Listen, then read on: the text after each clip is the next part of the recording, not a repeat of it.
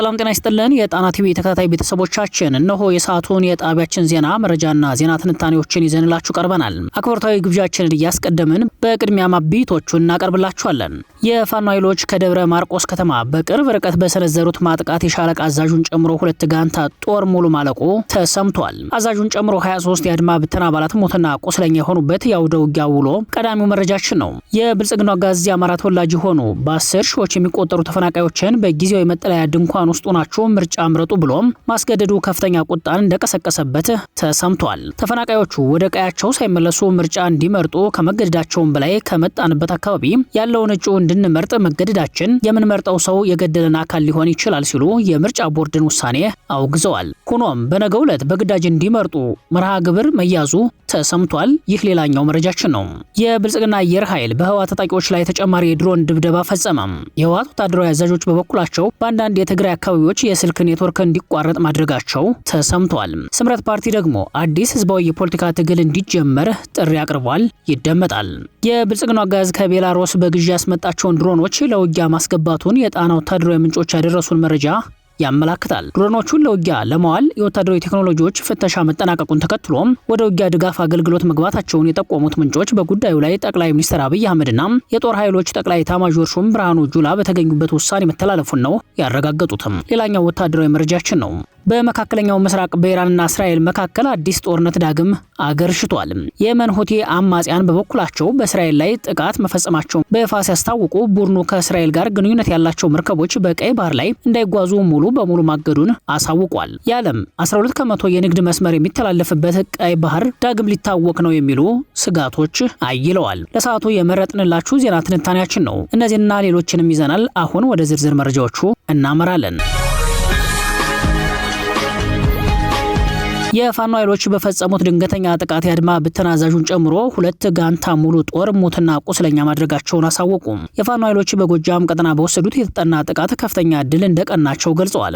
እንደ ፋኖ ምንጮች መረጃ 23 የአድማ ብተና አባላትን በመያዝ ከደብረ ማርቆስ ከተማ ተነስቶም ወደ ሊባኖስ ሲንቀሳቀስ በነበረው ያጋዙ ጦር ላይ በፈጸሙት ማጥቃት የሻለቃ አመራሩን ጨምሮ በርካታ አባላቱን ሞትና ቁስለኛ ማድረግ መቻላቸውን አሳውቀዋል። ይህን መብረቃዊ ጥቃት የፈጸሙት በአማራ ፋኖ ብሔራዊ ንቅናቄ ቴዎድሮስ 206ኛ ኮር 14ኛ ክፍለ ጦር የጀበላ ሙተራ ሪጅመንት አርበኞች መሆናቸውን የገለጹት የፋኖ ምንጮች በዚህ የቆረጣ ማጥቃት የደብረ ማርቆስ ከተማ ነዋሪዎችን በጅምላ በማሰር በመደብደብ በመረሸንና ዘረፋ በመፈጸም አሰቃቂ ድርጊት ይፈጽም የነበረው ሻለቃ በሪሁን ጨምሮ 16 የአድማ ብተና አባላት ሲደመሰሱ 7 የሚሆኑት በጽኑ ቆስለው ለሕክምና ወደ ደብረ ማርቆስ ሆስፒታል መግባታቸውን ገልጸዋል። ይህ በእንዲህ እንዳለ የብልጽግናው አገዛዝ የአማራ ተወላጅ የሆኑ በ10 ሺዎች የሚቆጠሩ ተፈናቃዮችን በጊዜያዊ መጠለያ ድንኳን ውስጥ ሁናችሁ ምርጫ ምረጡ ብሎ ማስገደዱ ከፍተኛ ቁጣን እንደቀሰቀሰበት ተሰምቷል። የብልጽግናው አገዛዝ በአማራ ህዝብ ላይ የሚፈጽመው ግፍ ድርብርብ ሆኖ ቀጥሏል። ለረጅም ዓመታት ከኖሩበት ቀያቸው በግፍ የተፈናቀሉ የወለጋ አማራዎች ለዓመታት በደብረ ብርሃን ከተማ በድንኳን እንደሚኖሩ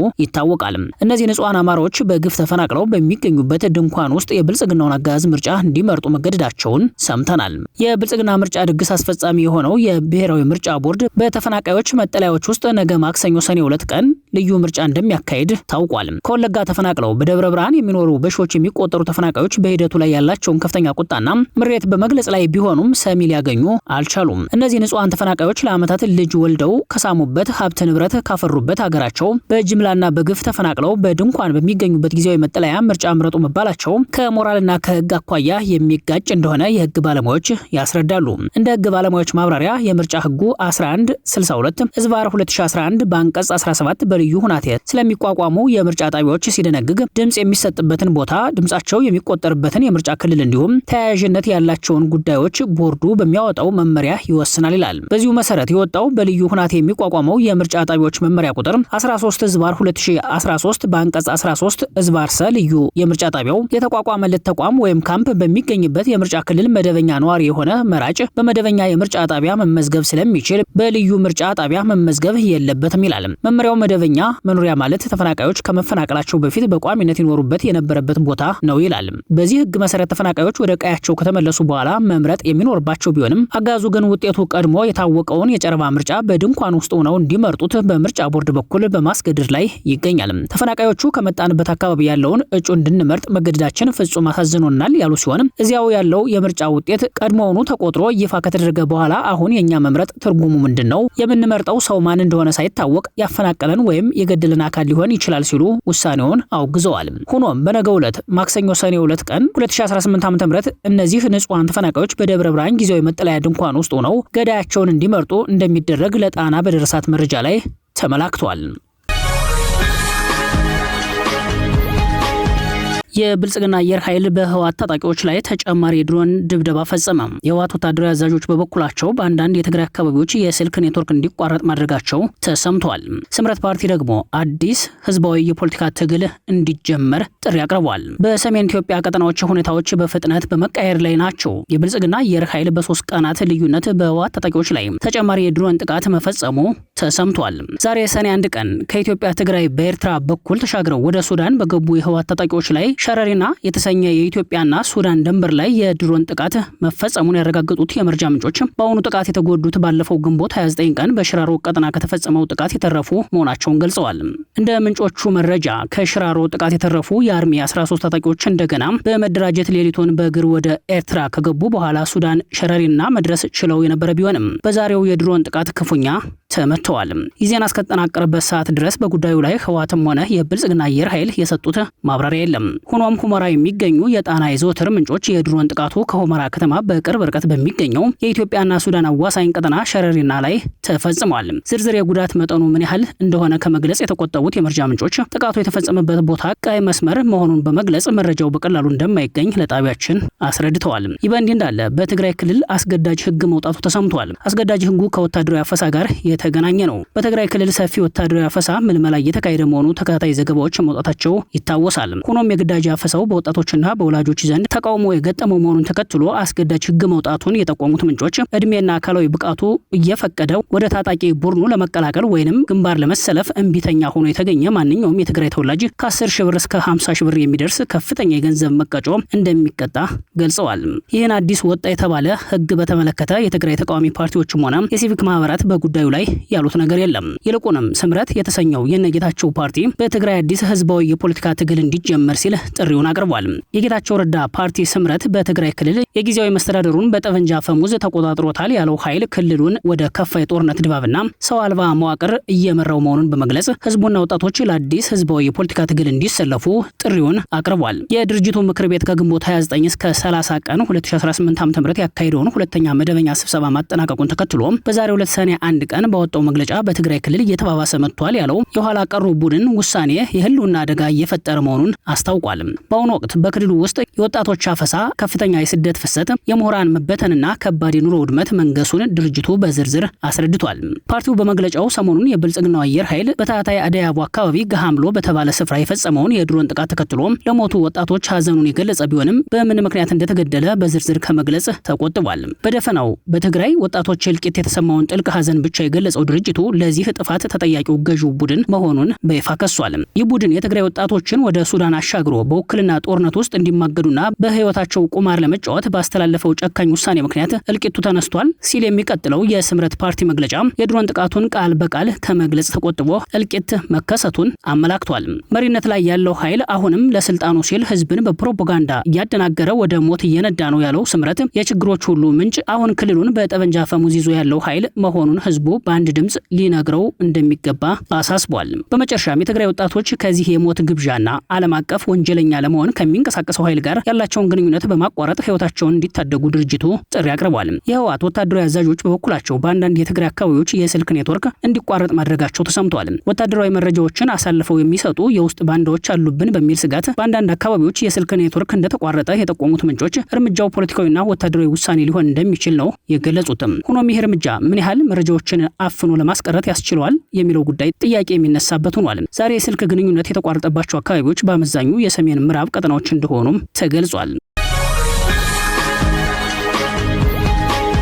የብልጽግናው አገዛዝ ከቤላሩስ የተገዙ ድሮኖችን ለውጊያ ማሰማራቱ ተሰማ። የብልጽግናው አለቃ አብይ አህመድ ከቤላሩስ በግዢ ያስመጧቸውን ድሮኖች ለውጊያ ማስገባታቸውን የጣና ወታደራዊ ምንጮች ያደረሱን መረጃ ያመለክታል። ድሮኖቹን ለውጊያ ለማዋል የወታደራዊ ቴክኖሎጂዎች ፍተሻ መጠናቀቁን ተከትሎ ወደ ውጊያ ድጋፍ አገልግሎት መግባታቸውን የጠቆሙት ምንጮች በጉዳዩ ላይ ጠቅላይ ሚኒስትር አብይ አህመድና የጦር ኃይሎች ጠቅላይ ኤታማዦር ሹም ብርሃኑ ጁላ በተገኙበት ውሳኔ መተላለፉን ነው ያረጋገጡትም። ከቤላሩስ የመንግስት ወታደራዊ ኢንዱስትሪ ኮሚቴ ጋር የግዢ ስምምነት ተፈጽሞ ወደ ኢትዮጵያ የገቡት ድሮኖች ካለፈው ግንቦት አጋማሽ ጀምሮ ለውጊያ ድጋፍ አገልግሎት ጥቅም ላይ እየዋሉ እንደሆነ የጠቆሙት ምንጮች የቤላሩስ ሰው አልባ አውሮፕላኖች የቱርክና ቻይናን ያህል አቅም እንደሌላቸው ሆኖም በዋጋ አነስተኛ መሆናቸውን ተከትሎ አገዛዙ ሊመርጣቸው እንደቻለ ነው የጠቆሙትም። በዓለማችን በአሁኑ ሰዓት ውጊያ ከሚካሄድባቸው ሀገራት ውስጥ የኢትዮጵያው ግዢ ድሮኖችን ለውጊያ ድጋፍ በስፋት ከሚጠቀሙ ኃይሎች ቀዳሚው ስለመሆኑ መረጃዎች ያመለክታሉ።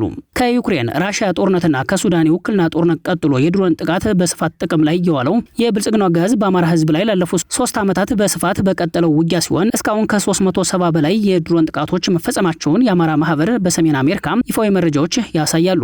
አብዛኞቹ ጥቃቶች በንጹሃንና መሰረተ ልማቶች ላይ ያተኮሩ መሆኑን በየጊዜው የሚወጡ ሪፖርቶች ያመለክታሉ። ከሰሞኑ ይፋ የሆነው የሚሊታሪ አፍሪካ የዓመቱ የወታደራዊ ድሮን አቅም ንጽጽር በአፍሪካ ሰማይ ስር እጅግ ፈጣን የወታደራዊ ቴክኖሎጂ ፉክክርና ሽግግር መጨመሩን የሚያረጋግጥ ስለመሆኑ መረጃውን ማድረሳችን ይታወሳል።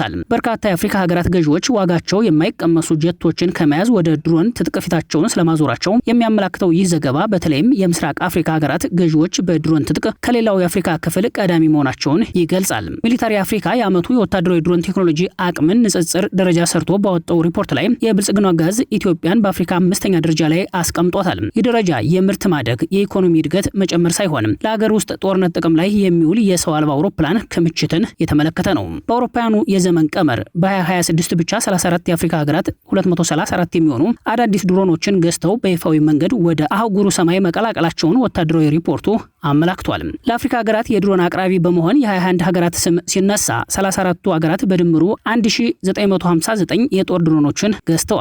በዚህ ሪፖርት ውስጥ የብልጽግናው አገዛዝ 136 ድሮን መታጠቁን የሚሊታሪ አፍሪካ ወታደራዊ መረጃ ያሳያል። ኢትዮጵያን በመሳሪያ ግዢና በድሮን ትጥቅ በአፍሪካ 5ኛ ደረጃ ላይ ያስቀምጣት የብልጽግናው አገዛዝ ይህ የትጥቅ አቅም የሀገር ሉዓላዊነትን ለመጠበቅ ቢሆን የዜጎች ኩራት ይሆን ነበር። አብዛኞቹ የአፍሪካ ሀገራት የድሮን ትጥቃቸውን በማሳደግ ላይ ያሉት ዳር ድንበራቸውን ለመጠበቅ ሲሆን 136 ድሮኖችን በመታጠቅ ኢትዮጵያን በአፍሪካ 5ኛ ደረጃ ላይ እንድትቀመጥ ያደረገው የብልጽግናው አገዛዝ ደግሞ ድሮን በብዛት የገዛው የኢትዮጵያን ዳር ድንበር በውጭ ኃይሎች አስደፍሮ ለሀገር ውስጥ ጦርነት ፍጆታ መሆኑ ለሀገር ወዳድ ዜጎች የእግር እሳት የሆነ መረጃ ያደርገዋል።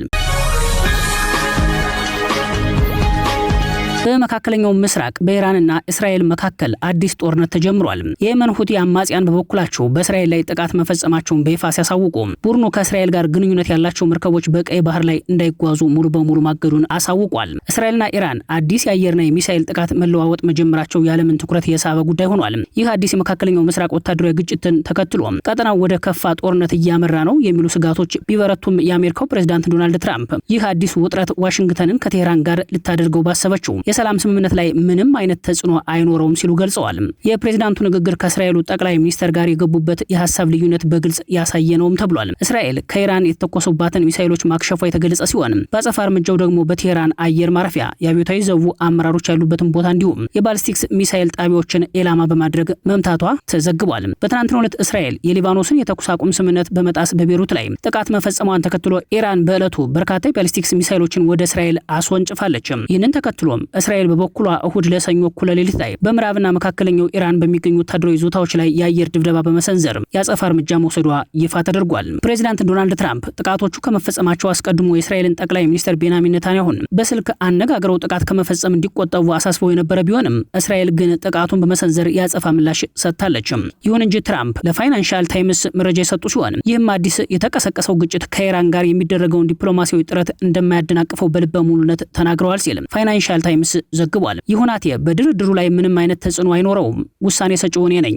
ሁሉንም ውሳኔዎች የምወስነው እኔ ነኝ። ኔታንያሁ ውሳኔ ሰጪ አይደለም። ነው ያሉት ፕሬዝዳንቱ። ትራምፕ አክለውም አሜሪካና ኢራን ሰፊውንና የቀጠናውን ጦርነት ለማስቆም የሚያስችል ታሪካዊ የሰላም ስምምነት ላይ ለመድረስ እጅግ በጣም ተቀራርበው እንደሚገኙና ስምምነቱ በዚህ ሳምንት መጀመሪያ ማለትም እስከ ሮብ ድረስ ሊፈረም እንደሚችል ያላቸውን ተስፋ ገልጸዋል። ሆኖም ጥቃቱ ከተጀመረ በኋላ በተፈጠረው የደህንነት ስጋት ምክንያት የዓለም አቀፍ የነዳጅ ገበያ ከፍተኛ መናወጥ እያሳየ ይገኛል። በዛሬው የሰኞ ማልዳ ንግድ ላይ የብሬንት ድፍድፍ ነዳጅ ዋጋ ከ3 በመቶ በላይ በመጨመር በአንድ በርሜል ከ96 በላይ መድረሱን የሮይተርስ ዘገባ ያሳያል። ይህ በእንዲህ እንዳለ የየመን ሁቲ አማጽያን በእስራኤል ላይ ጥቃት መፈጸማቸውን በይፋ አሳወቁ። እንደ አማጺ ቡድኑ መረጃ ከእስራኤል ጋር ግንኙነት ያላቸው መርከቦች በቀይ ባህር ላይ እንዳይጓዙ ሙሉ በሙሉ ታግደዋል። የየመኑ የሁቲ አማጽያን ኃይል በመካከለኛው እስራኤል ያፋ አካባቢ የሚገኙና ወሳኝ የሆኑ ኢላማዎች ሲል በገለጻቸው ቦታዎች ላይ ጥቃት መፈጸሙንና ለጥቃቱም ኃላፊነቱን እንደሚወስድ ዛሬ ሰኔ 1 ቀን በወጣው ወታደራዊ መግለጫ ላይ አሳውቋል። በተጨማሪም የእስራኤል የባህር ላይ መርከቦች በቀይ ባህር ላይ እንዳይጓዙ ሙሉ እገዳ መጣሉን ዓለም ይወቅልኝ ብሏል። አልጀዚራ የቡድኑን መግለጫ ጠቅሶ እንደዘገበው አማጺ ቡድኑ ድርጊቱን በመካከለኛው ምስራቅ እየተካሄደ ካለው ቀጠናዊ ግጭት ጋር በማያያዝ ለማንኛውም ትንኮሳ በደረጃው የሚመጥን ምላሽ እንሰጣለን ብሏል። መግለጫው አክሎም በህዝባችንና በፍልስጤም፣ በጋዛ፣ በኢራን፣ በሊባኖስ እንዲሁም በኢራን ባሉት የነጻነት ታጋዮች ላይ የተጣለውን ኢፍትሐዊ ከበባ እያየን እጃችንን አጣጥፈን አንቀመጥም ብሏል። በጥቅምት ወር 2016 የሐማስን ጥቃት ተከትሎ እስራኤል በጋዛ ያወጀችው ጦርነት የየመኑን አማጺ ከእስራኤል ጋር ዳግም ወደ ግጭት እንዲገባ አድርጎታል። ይህ ከኢራን ጋር ወገኝተኝነት ያለው አማጺ ቡድን ከጥቅምት 2016 ጊዜ ጀምሮ ወደ እስራኤል ተደጋጋሚ የሚሳኤልና የድሮን ጥቃቶችን የሰነዘረ ሲሆን በቀይ ባህር ላይ ከእስራኤል ጋር ግንኙነት አላቸው ወይም ይኖራቸዋል ተብለው የሚታሰቡ የንግድ መርከቦችን ኢላማ ሲያደርግ ቆይቷል። ቡድኑ እነዚህን ጥቃቶች እስራኤል በጋዛ እያካሄደችው ካለው አስከፊ ጦርነት ሳቢያ ከፍልስጤማውያን ጋር ያለውን አብሮነት ለመግለጽ የተደረገ ተግባር እንደሆነ አድርጎ በተደጋጋሚ ይገልጻል። እስካሁንም ኢላማ ከተደረጉት ውስጥ የደቡብ እስራኤሏ ኤላት ከተማና ለዓለም አቀፍ ንግድ ወሳኝ የሆኑ የባህር ላይ የንግድ መስመሮች ይገኙበታል። ከየመን የተተኮሱት አብዛኞቹ ሚሳኤሎች፣ ድሮኖችና ሌሎች ተወርዋሪ መሳሪያዎች በእስራኤል የአየር መከላከያ፣ በአሜሪካ የባህር ኃይል ወይም በአጋር ወታደራዊ ኃይሎች የመከኑ ቢሆንም የተወሰኑት ጥቃቶች ግን መጠነኛ ጉዳትና የመቁሰል አደጋዎችን አስከትለዋል። ክቡራትና ክቡራን ቤተሰቦቻችን ለሰዓቱ የተሰናዱት መረጃዎቻችን የተከታተላችኋቸውን ይመስሉ ነበር። አብራችሁን ስለቆያችሁ ልባዊ ምስጋናችን ይድረሳችሁ እያል የጣና ቲቪ ወቅታዊ ዜናዎች፣ ትንታኔዎችና ልዩ ልዩ ፕሮግራሞች እንዲደርሷችሁ ቻናላችን ሰብስክራይብ በማድረግ ቤተሰብ ይሁኑ። በተሳትፎው የትግል ሚዲያውን እንዲያጠናክሩ ጥሪያችንን እናቀርባለን። ጣና ቲቪ ከሀቅ ጋር